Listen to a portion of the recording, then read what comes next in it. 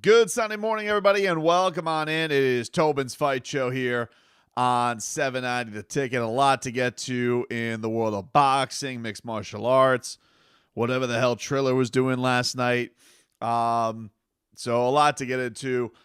Boxing was tremendous last night between Brandon Figueroa, Stephen Fulton. Fulton coming out on top as the unified 122 champion. And then, of course, we had in my mind, the undisputed championship at lightweight, 135 pounds. I mean, WBC can't make up their mind. Are they claiming George Kambosos is their champion? Are they not? I mean, it sounds like we're probably going to go down that direction anyway. So we'll find out. But the man who has the most belts now at 135 pounds is George Ferocious Kambosos. I want to start there. You guys know we had George on the program many times, and we had him on recently before this fight, before he ended up traveling to New York for this bout against Teofimo Lopez. Very hard to stay unbiased in watching this fight. I was rooting for him very, very hard. And, the guy he's such an interesting character to talk to because a lot of this stuff, a lot of these guys you talk to, you do this for a long time. You know who's trying to talk themselves up or, trying to play maybe to the moment. And for anybody that thought that George Kambosos was doing that, you were sorely mistaken. I mean, the guy's been the same guy for the, 3+ years that I've been interviewing the guy. He has been this iron-willed, this steadfast, this tunnel-visioned on getting to the title.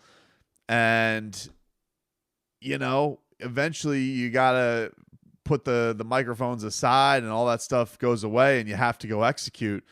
And to make the statement that he did in that first round to put Teofimo Lopez on the canvas when Lopez was trying to do everything in his power to put George Kambosos on the canvas, and for you to flip the script on him and you to knock him down, that was absolutely crazy because he was eating some absolute bombs from Teofimo. He really, really was. I don't understand. I saw this. There was one thing that was really confusing because I was curious to see the scorecards after this thing was over, even though I did think that George correctly got the decision. But I was very curious to see what the scorecards were going to be. I just wanted to see where things were. And I saw that two of the judges, this was on Dan Rayfield's Twitter account, two of the judges didn't give him a 10-8 round that round, which I thought was crazy. I was like, am I reading that right? Two of them aren't giving him the nod there. And yeah, sure enough, you had Dontrella Willis. He gave him a 10-9, didn't give him the 10-8. You had Frank Lombardi. He did give him the 10-8. And Glenn Feldman didn't give him a 10-8. He gave him a 10-9, which I thought was crazy. I didn't, it was pretty wild because, yes, Teofimo was definitely winning the round up until that point. But he got put on his ass. That's a grave mistake, and I feel like the scoring has to pay for it. So when I saw that on the scorecards going back, I was like, what? That's pretty crazy. Ended up being 115, 112, 115, 111, both going for Kambosos, and then 113, 114 the other way. But, man, it was really such a statement for George right out of the gate. His fans were fast. That was something that was very, very noticeable, is just the hand speed was tremendous from him. You had Teofimo Lopez, who really, I think they had a huge reevaluation of what they were trying to do because all this talk about he was going to be the guy to knock him out in the first round, all that jawing, all that talk. And it's funny that he is the one who is delivering a lot of this talk and saying that you bring nothing to the table.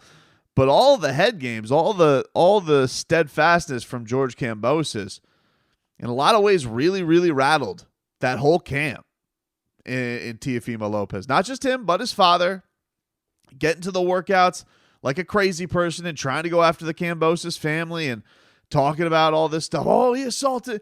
He's like the guy, like, touch me and I'll sue. And I mean, like, I felt like his dad was letting him down in a lot of ways in that corner today. There's always been a big debate about, fathers and whether they make good trainers. And I don't know. I think some of them do a tremendous job and they've led their sons to some pretty great heights.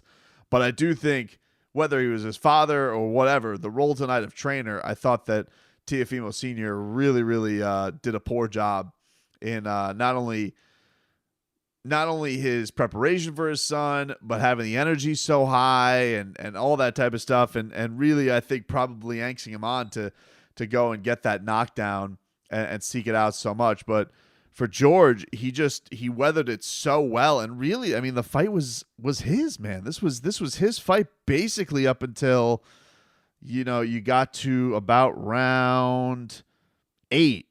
And you started to see a little bit of life from Teofimo Lopez. He started getting a little bit of the better of these exchanges because they would get into these wild exchanges usually at the end of these rounds. And Kambosos was just getting the best of it, man. He was faster. He was getting the cleaner shots. The jab was slick. The check hook was looking great. And I really just thought that you had a bewildered Teofimo Lopez. Now, look, credit to him. With all of the ass kicking that I really thought it was a lopsided ass kicking that he was taking up until about round 8. Not a very close fight up until that point in my mind. But to really show a really great heart of a champion, to really flip things from like rounds 8 through 10, where he eventually gets the knockdown in round 10, and George looks like he's in a bad way. I mean, I think this might be, because he looked like he got hurt around round 9. You're like, all right, this may not be looking so good. You're starting to see maybe that the strength from Teofimo maybe starting to pay dividends. He was really starting to hit him with some body work too. That was paying off, and that was a devastating knockdown. But he really tried to go for broke after he got it. That he thinks that, maybe he thought that he had it in the bag. Maybe he thought it was the exclamation point. I don't know, because he didn't really go for that absolute kill shot, and George was really coming back by the end of it. I mean, he had his feet, he had his bounce back to him, and so it really was. It felt like going to come down to, all right, what's going to happen in 11 and 12? Is this going to be Teofimo continuing to slant? Is he on his way to stopping this fight? Or does George have anything left? And if he was going to have anything left, he needed to show it immediately. Holy hell, did he? I mean, he came out in that 11th round, and he butchered the face of Teofimo Lopez. Caught him up badly, gushing blood, to a point where they had to stop it in the middle of the round to have him looked at because he was getting peppered so much. It was such a great response from George Kambosos, where you're going into the swing of things. It looks like you have this thing in cruise control. Okay, we're getting to the middle of this fight.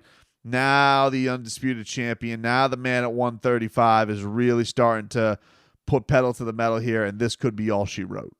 And to respond like that every single time, Teofimo tried to put the pressure, tried to intimidate, tried to really take this fight by the neck. George Kambosos was there to respond, whether it was a better flurry, whether it was taking those big right hands in the first round and responding with a bigger right hand to knock him down, whether it be any of these flurries in the rounds, 4, 5, 6, 7, and who was getting the better of it, he was, whether it was taking the knockdown in 10 and coming back strong at 11, every single time George Ferocious Kambosos had an unbelievable response to anything the champion had to dish out to him. And today, he sits among the 135 division as your unified, undisputed, whatever the hell spin you want to put on. This dude's got more belts than anybody else. He's got the IBF, the WBO, the WBA, and if the WBC can decide what the hell they want to do with that franchise belt, I guess he's got that too. Ring Magazine. And I thought he had the line of it all, man. He says that he had the line where he said that these guys, they've been calling themselves the Four Kings. Well, I'm the Emperor because I came into their land and I took everything. I thought it was just, mwah. That was that for the Spartan himself to have such a beautiful line was just tremendous from him.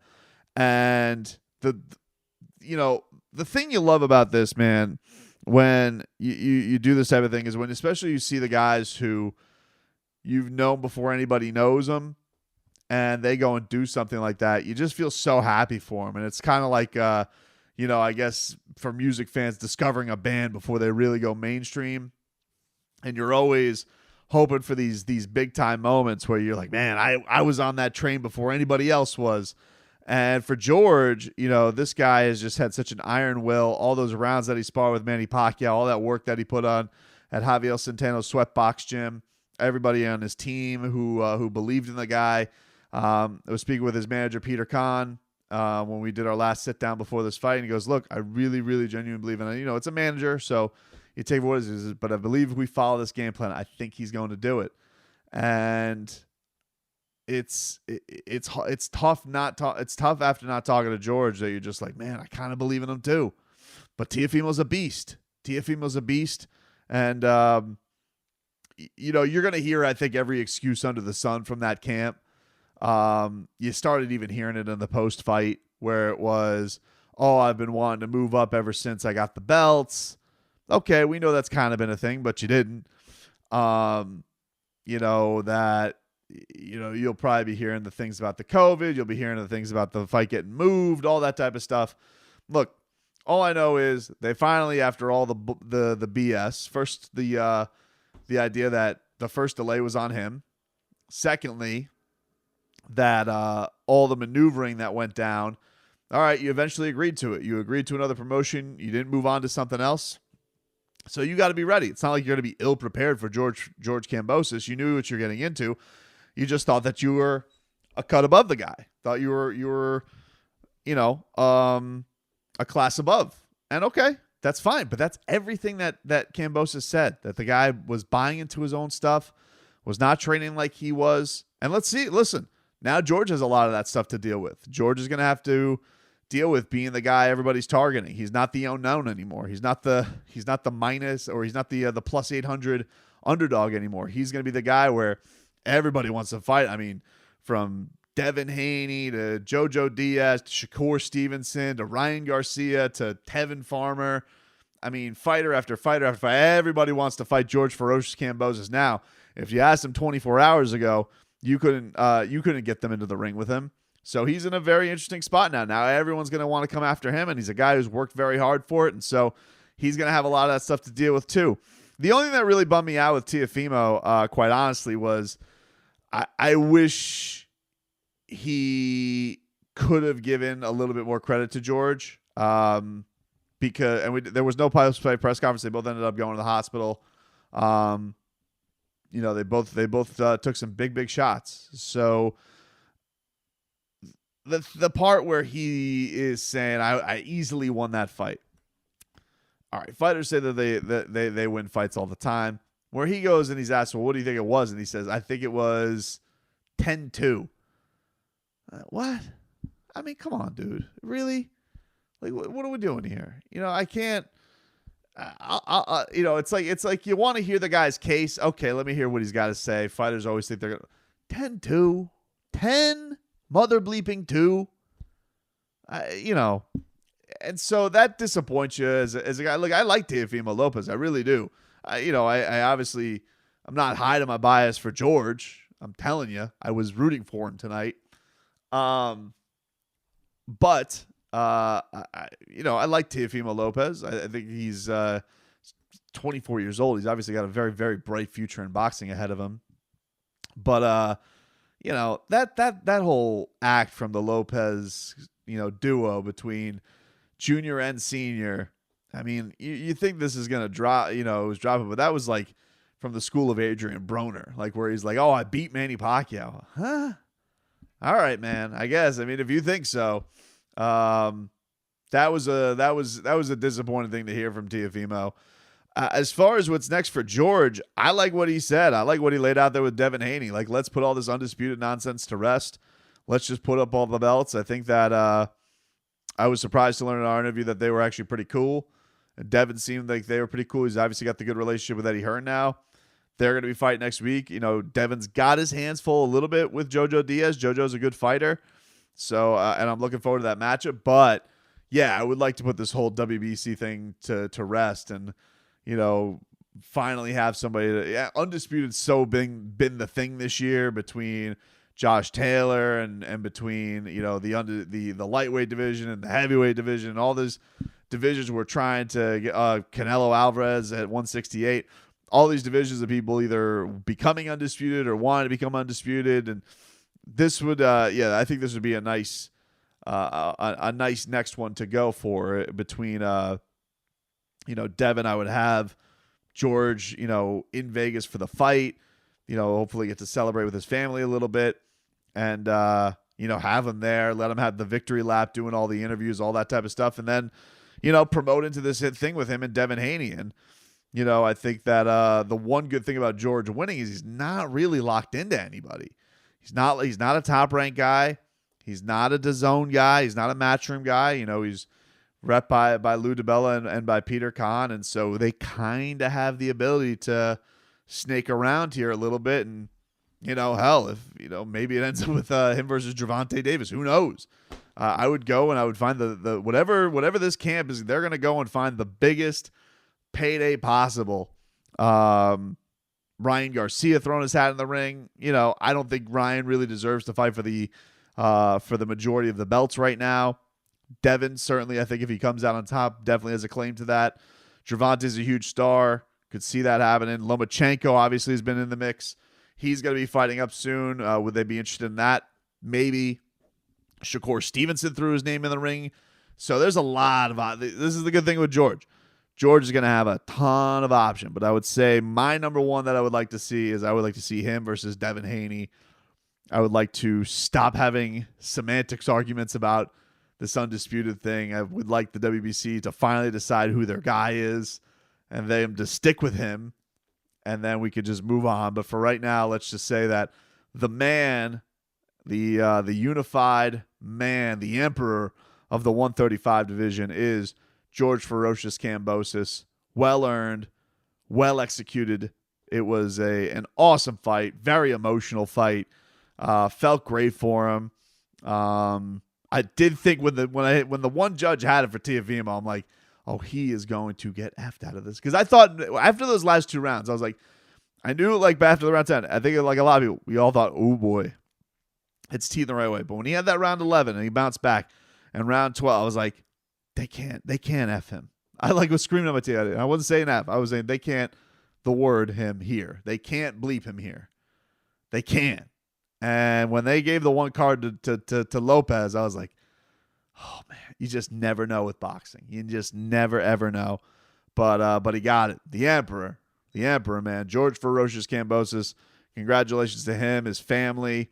It was great meeting his dad last week. And congratulations to his wife, their new baby.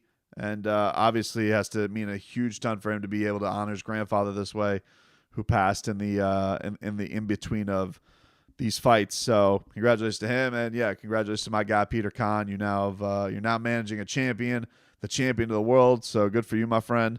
And we'll take a break, man. When we come back, we'll get to a little bit more. Stephen Fulton getting the victory over Brandon Figueroa yesterday. A crazy day of boxing. We'll take a quick break and be back with more after this.